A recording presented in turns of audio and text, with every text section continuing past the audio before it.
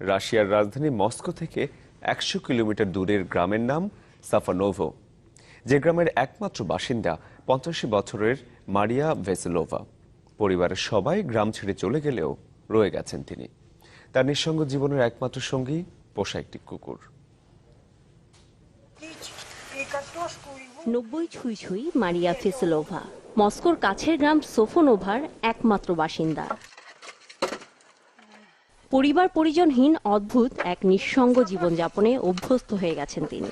নিঃসঙ্গতাও যে কারো কারো কাছে ভালো লাগার প্রতীক হতে পারে, সাক্ষাৎ যেন তারই নজির স্থাপন করেছেন এই রুশ নারী।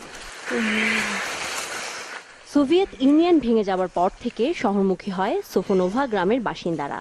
এখন এই গ্রামটিতে মারিয়া ছাড়া আর কেউই থাকেন না। আমি ছাড়া এই গ্রামে আর কোনো মানুষই নেই। একটি বাড়ি আছে যেখানে গ্রীষ্মের ছুটি কাটাতে দু একজন আসেন। পোষা একটি কুকুরই মারিয়ার সার্বক্ষণিক ছায়াসঙ্গী। প্রতিবেশী ও পরিচিত জনদের অনেকের মোবাইল নম্বর ডায়েরিতে থাকলেও কাউকেই ফোন দেন না তিনি। প্রতি সপ্তাহে গ্রামে আসা ভ্রাম্যমাণ দোকান থেকেই সংগ্রহ করেন নিত্য প্রয়োজনীয় দ্রব্য। বাহিরের লোকদের খবর নেন এই গাড়িওয়ালার কাছ থেকেই। নাতি নাতনিরা নিতে আসলেও গ্রাম ছাড়তে নারাজ এই নারী। যখন কাজে ব্যস্ত থাকি তখন আর খারাপ লাগে না। বাগান করি।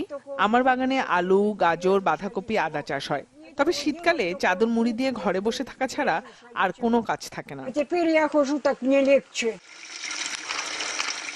রহস্যময় এই নারী ও সোফোনোভা গ্রাম নিয়ে ক্রমেই কৌতূহল বাড়ছে রুশদের। পাপিয়া সুলতানা, চ্যানেল 24।